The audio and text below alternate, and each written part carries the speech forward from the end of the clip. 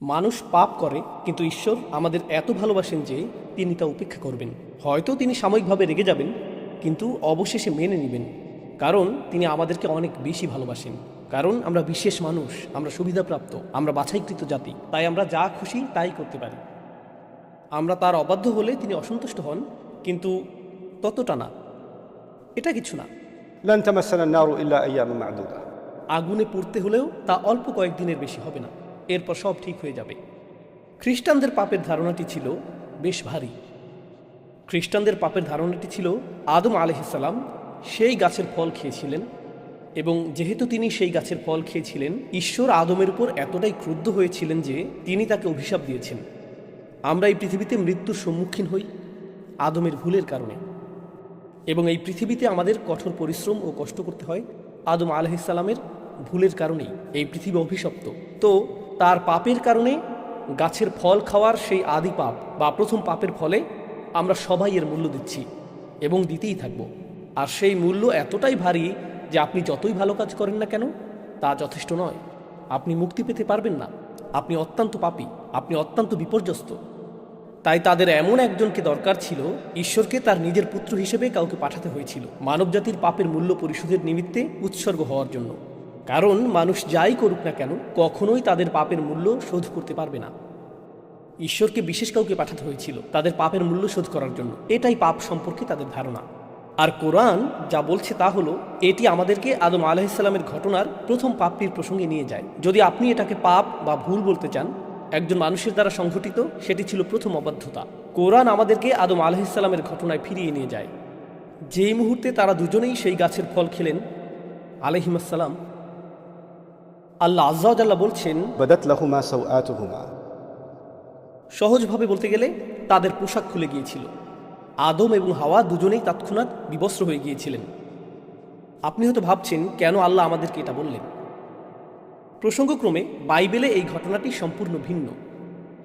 শুধুমাত্র তাদের পোশাকই সরানো হয়নি, তারা লজ্জিত হয়েছিলেন এবং তারা গাছ বা ঝোপের আড়ালে লুকাতে শুরু করেছিলেন। আর ঈশ্বর তাদের উপর রেগে যান এবং তিনি চারপাশে খুঁজতে শুরু করেন, কিন্তু খুঁজে পাননি। এটা খ্রিস্টানদের বর্ণনা। অবশেষে তিনি তাদেরকে খুঁজে পান এবং তাদের অভিশাপ দেন। কোরআনের বর্ণনাটি অবশ্যই তেমন নয়, কারণ আল্লাহ হলেন আল আলিম। তাদের পোশাক খুলে গিয়েছিল, তারা জান্নাতের পাতা দিয়ে নিজেদেরকে ঢাকতে শুরু করলেন। প্রশ্ন হলো, আমরা এটা থেকে কি শিখতে পারি? কেন আল্লাহ আমাদেরকে এই খুঁটিনাটি বলছেন? আল্লাহ আজ্জা ওয়া জাল্লা সম্ভবত এই আয়াতে পাপ এবং বিবস্ত্র হওয়ার মধ্যে একটা সংযোগ স্থাপন করেছেন। সেই সংযোগটি কি? সংযোগটি হলো, যখন আমি পাপ করি, যখন আপনি পাপ করেন, মানুষ তা দেখে না, কেউ তা দেখে না। আপনি এমন কাজ করতে পারেন যা সম্পর্কে কেউ জানে না। আপনি কারো সামনে চিহ্নিত নন, কোনো ক্যামেরা চালু ছিল না, কোনো সাক্ষী ছিল না, তাই না? মানুষ জানে না, আপনার বাবা মা জানে না, আপনার জীবনসঙ্গী জানে না, আপনার ভাই বোন জানে না, মানুষ জানে না। প্রথম যে শিক্ষা আল্লাহ আমাদেরকে দিচ্ছেন, কে জানলো বা না জানলো তাতে কিছু যায় আসে না। প্রত্যেকবার পাপ করার সময় আপনি যেন আল্লাহর সামনে বিবস্ত্র, আপনি আল্লাহর সামনে উন্মোচিত এবং আপনি নিজের সামনে উন্মোচিত। পাপের দুজন সাক্ষী থাকে। প্রথম সাক্ষী হলেন স্বয়ং আল্লাহ এবং দ্বিতীয় সাক্ষী আপনি নিজে। সেখানে অন্য কেউ ছিল কিনা তা বড় বিষয় নয়। যদি অন্য কেউ সেখানে থাকতো আপনি লজ্জিত হতেন। আল্লাহ যা বলছেন, আসলে আপনার ভিতরে এমন কিছু আছে, আমার ভিতরে এমন কিছু আছে যা এমনিতেই আমাদেরকে লজ্জিত করে। আমাদের ভিতরে একটি বিবেক আছে। এটা এমন, আল্লাহ আদম আলাইহিসসালামের কাছে প্রকাশ করেননি যে তোমার পোশাক পরা উচিত। তখনও এই ধরনের কোনো শিক্ষা ছিল না। যদিও এমন কোনো শিক্ষা ছিল না, তবুও যেই মুহূর্তে পোশাক খুলে গেল তারা সাথে সাথে নিজেদের ঢাকার চেষ্টা করলেন, কারণ তারা লজ্জা অনুভব করছিলেন। তারা বিব্রত ও লজ্জিত বোধ করছিলেন। আল্লাহ তাদেরকে অপমানিত বোধ করতে বলেননি। আল্লাহ সেটা মানুষের ফিতরাতের মধ্যে, মানুষের স্বভাবের মধ্যে দিয়ে দিয়েছেন। আমার ভিতরে এমন কিছু আছে এবং আপনার ভিতরে এমন কিছু আছে যা বলে যে এটা একটা লজ্জাজনক বিষয়। এজন্য না যে মানুষ জেনে ফেলবে, বরং এটা আমার নিজের আত্মার জন্যই লজ্জাজনক। আমি এমন হতে চাই না, আমি নিজেকে অপমানিত করতে চাই না। আর তারা মরিয়া হয়ে যে কোনো উপায়ে নিজেদেরকে ঢাকার চেষ্টা করছিলেন, ঠিক যেমন আমরা কোনো ভুল করে ফেললে নিজেদেরকে যে কোনো উপায়ে ঢাকতে চাই। একটা মরিয়া ভাব থাকে। এটা শুধুমাত্র মানুষের চোখের আড়ালে নিজেদের ঢাকা নয়, নিজেকে ঢাকার আরও একটি মাত্রা রয়েছে। আর তা হলো, যখন আমি কোনো ভুল করি তা স্বীকার করা আমার জন্য কঠিন। আমি ভান করতে চাই যে আমি বিবস্ত্র নই। নিজেকে রক্ষা করার জন্য, নিজেকে ঢাকার জন্য আমি সম্ভাব্য সব কিছুই করি। আপনি হয়তো এমন মানুষ চিনেন যাদের কাছে গিয়ে যদি বলেন আপনি কি কখনো ভুল করেছেন, তারা বলে না, আমি কখনো ভুল করিনি। আপনি কিসের কথা বলছেন? আমার একমাত্র ভুল ছিল আপনার কথা শোনা। তারা স্বীকার করে না যে তারা ভুল করে। তারা স্বীকার করে না যে তারা ভুল। অনেক ক্ষেত্রে আপনার পরিবারেই এমন মানুষ থাকে। আর যখন একজন মানুষের জন্য স্বীকার করা কঠিন হয় যে আমি আমার জীবনে কখনো ভুল কিছু বলিনি, তারা নিজের কাছেও তা স্বীকার করতে পারে না। জানেন এটা কি? তারা নিজেদেরকে ঢাকতে মরিয়া। তারা নিজেদেরকে একটি নেতিবাচক রূপে দেখাটা মেনে নিতে পারে না। তাই তাদের ভান করতে হয় যে কখনো কোনো ভুল হয়নি। তারা ঢাকতে থাকে এবং ঢাকতে থাকে।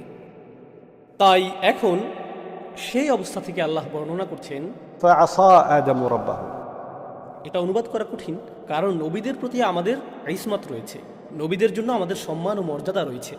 কিন্তু আল্লাহ যা বলার তাই বলেন, তাই না? والله يقول الحق وهو يهدي السبيل আল্লাহ সত্য বলেন এবং তিনি সত্য প্রকাশে রাখঢাক করেন না। আয়াতটির আক্ষরিক অর্থ হলো আদম আলাইহিসসালাম তার রবের অবাধ্য হয়েছিলেন।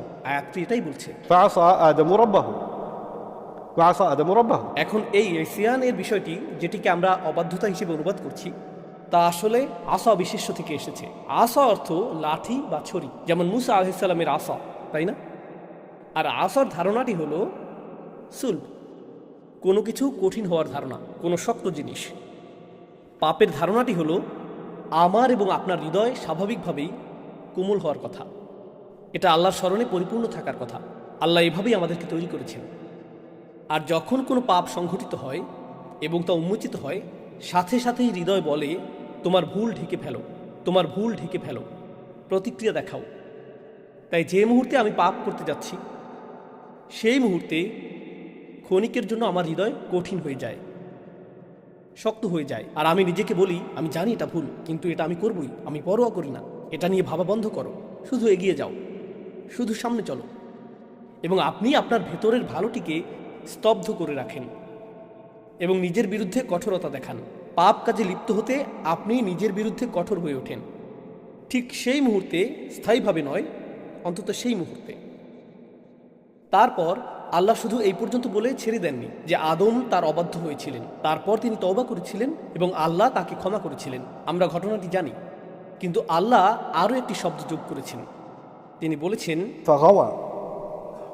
فغوى وعصى آدم ربه فغوى তারপর ثم اجتباه ربه فتاب عليه وهداه তো গওয়া শব্দটি এখানে কি করছে? গওয়া শব্দটির সহজ অনুবাদ হলো তিনি পথ হারিয়েছিলেন বা পথ ভ্রষ্ট হয়েছিলেন।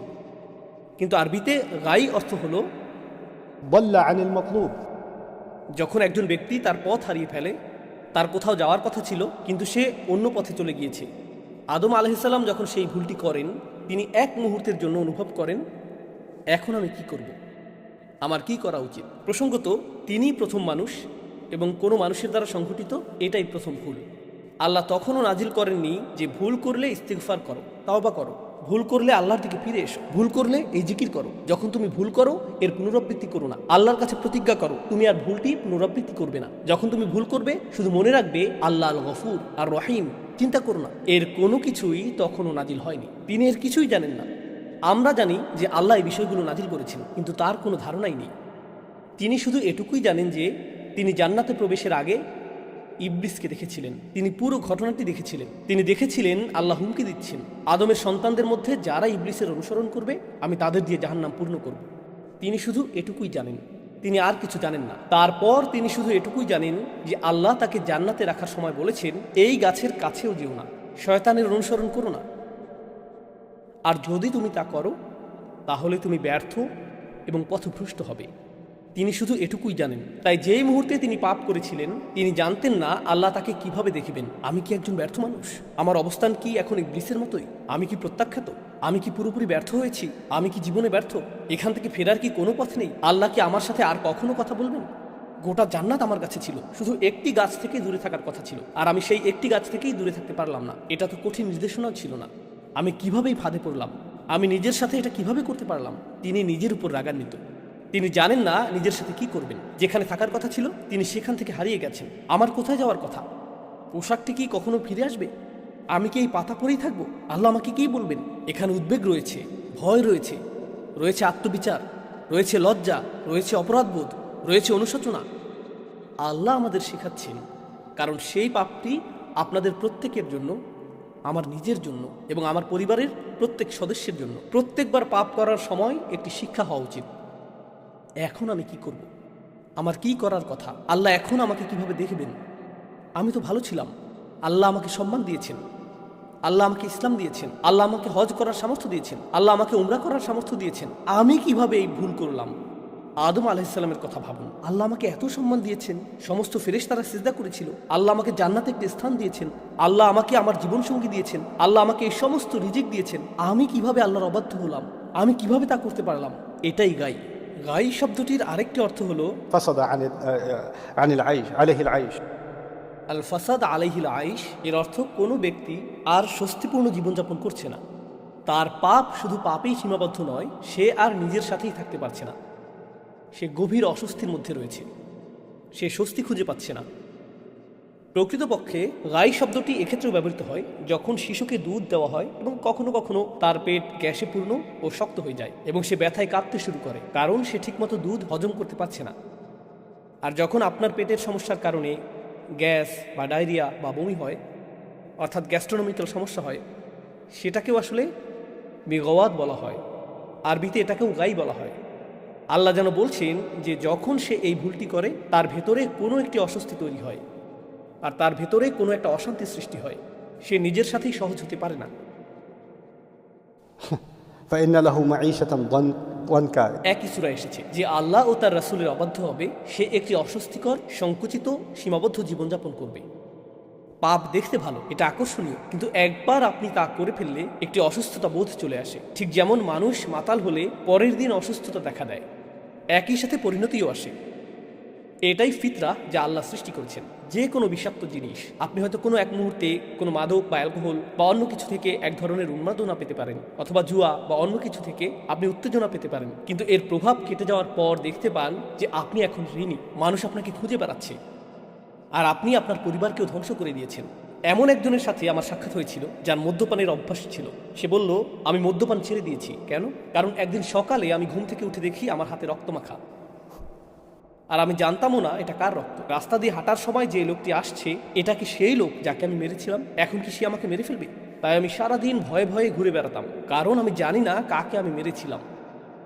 সুবহানাল্লাহ। তারা এর মধ্যেই বাস করে। আপনি একটি পাপ করেন এবং এর সাথে আসে এক অস্বস্তিকর জীবন, এর সাথে আসে এই অস্থিরতা। আদম আলাইহিস সালাম এই অস্থিরতার মধ্যেই ছিলেন। এটা বোঝা জরুরি, কারণ যখন আপনি সেই অস্থিরতার মধ্যে থাকেন এবং আপনি পথ হারিয়ে ফেলেন, তখন আপনার মনে হয় আপনার আশা শেষ, নিজেকে মুক্ত করার জন্য আপনার কিছুই করার নেই, যা আসলে একটি খ্রিস্টান ধারণা। আদম সেই ফল খেয়েছিলেন, তা আমি আপনাদের আগেই বলেছিলাম। তার মুক্তি এখন অসম্ভব। এর সংশোধনের জন্য তার কিছুই করার নেই। আপনি যতই ভালো কাজ করুন না কেন, আপনি সব কিছু নষ্ট করে ফেলেছেন। আপনি যতই প্রার্থনা করুন, যতই দান করুন, যতই তওবা করুন, আমি জানি আপনি আসলে কি। আমি জানি আপনার ভিতরের শয়তানি। আপনি যথেষ্ট ভালো নন, আপনার সকল কাজ মূল্যহীন। আর জানেন, ইবলিস এই ধারণাটি মুসলিমদের কাছে বিক্রি করতে খুব পারদর্শী। ঠিক গতকাল একজনের সাথে আমার সাক্ষাৎ হয়েছে, যে আমাকে বলেছে, আমি কোরআন তেলাওয়াত করি, আমি ইবাদত করি, আমার মনে হয় আমি আল্লাহর সাথে সংযুক্ত নই, এর কোনো কিছুই কোনো কাজে আসছে না। আপনার কি মনে হয় এই ধারণাটি কোথা থেকে এসেছে? সে এমনকি বলেছে, আমি অন্য মানুষকে দেখি, তারা কোরআন তেলাওয়াত করে, তারা ইবাদত করে, তারা আমার চেয়ে অনেক বেশি ভালো কাজ করে। আপনার এই ধারণা কোথা থেকে আসে? আপনি ভাবেন তারা ভালো কাজ করছে, আর আপনার আমল কোনো কাজেই আসছে না। তুলনার এই ধারণা কে চায় আপনি তুলনা করেন? ইবলিস চায় আপনি তুলনা করেন, কারণ সে তুলনা করেছিল। ইবলিস চায় আপনি ভাবুন আপনি যাই করেন তা যথেষ্ট নয়, কারণ তার উদ্দেশ্য হলো আপনাকে বিশ্বাস করানো যে আপনি যথেষ্ট ভালো নন। আপনি এতটাই ভালো যে সমস্ত ফেরেশতারা সিজদা করেছিল। কিন্তু ইবলিসের কাজ হলো আপনাকে বোঝানো আপনার কোনো কাজই আপনাকে মুক্তি দিতে পারে না। আপনি একটি ভুল করছেন আর আপনি শেষ। কেন? কারণ ইবলিস একটি ভুল করেছিল এবং সে বিশ্বাস করেছিল সে শেষ। সুতরাং সে চায় আপনি তাই বিশ্বাস করুন যা সে বিশ্বাস করে। আসলে এটাই গাই। যেমনটি আল্লাহ বলেছেন, আদম ভুল করার পর এই গাই অনুভব করেছিলেন। হারিয়ে যাওয়ার এই অনুভূতি, এই অস্বস্তি, এই যে আমি আমার পথ হারিয়ে ফেলেছি, আমি যেখানে ছিলাম সেখানে নেই, ঠিক এই অনুভূতিটাই ইবলিস অনুভব করেছিল। সে আল্লাহকে বলেছিল, فبما أغويتني. একই শব্দমূল থেকে, আপনি আমাকে গাই অনুভব করিয়েছেন এবং সেই কারণেই আমি তাদেরকে পথভ্রষ্ট করব। সে অনুভব করেছিল যে সে গাইয়ের অভিজ্ঞতা লাভ করেছে, তাই সে চায় আদম সন্তানেরা এবং স্বয়ং আদমও গাইয়ের অভিজ্ঞতা লাভ করুন। فغوى. এবং এই দুর্বল মুহূর্তে খ্রিস্টানরা বলে আপনার মুক্তি অসম্ভব। আমি আরেকটি প্রোগ্রামে দর্শকদের বলেছিলাম যে আপনি যদি বিশ্বজুড়ে পুরনো গির্জাগুলিতে যান, আপনি লক্ষ্য করবেন বিশেষ করে ক্যাথলিক গির্জাগুলোতে তাদের জানালাগুলো খুবই অন্ধকার। তাদের জানালায় কালো দাগ থাকে। দেখবেন ভবনটি খুবই অন্ধকারাচ্ছন্ন, খুব উঁচু ছাদ, আর ভেতরে প্রবেশ করলে আপনি এক প্রকার ভয় পেয়ে যাবেন। বড় গির্জা আছে এমন শহরগুলিতে, যদি কখনো ঘুরে থাকেন, যদি আপনি কোনো মসজিদের কাছে যান, আপনি স্বস্তি অনুভব করবেন। কোনো গির্জার পাশ দিয়ে হেঁটে গেলে হাঁটার গতি বাড়িয়ে দেন, তাই না? আপনি যদি একটি বড় গির্জায় প্রবেশ করেন, দেখবেন সেখানে অনেক অন্ধকার। সামনের দিকেই যিশু অথবা মেরির কোনো চিত্র বা দেয়ালে খোদাই করা মূর্তি থাকে, এবং সেটি সবসময় সাদা বা স্বচ্ছ কাচ দিয়ে করা হয়, কালো কাচ নয়। কেন? কারণ তারা চায় সেখান থেকে সূর্যের আলো ভেতরে আসুক, যাতে আপনি অনুভব করেন যে আপনার জীবন অন্ধকারে ঘেরা এবং আলো একমাত্র যিশুর কাছেই রয়েছে। ইসলামে এই ধারণাটি এরকম, মূলত আপনার ভেতরে একটি আলো রয়েছে, আপনার ভেতরে একটি ফিতরা রয়েছে, এবং সেই প্রত্যাদেশ আল্লাহ আমাদের যে বার্তা দিয়েছেন সেটিও আলো। আপনার ভেতরের আলো আল্লাহর বাণীর আলোর সাথে মিলিত হয়। আল্লাহ এটিকে বর্ণনা করেছেন নূরুন আলা নূর হিসেবে। তিনি এটিকে এভাবেই বর্ণনা করেছেন। তাদের ধারণা হলো আপনি অন্ধকারে রয়েছেন এবং আলো খুঁজে পাওয়ার একমাত্র মাধ্যম এমনকি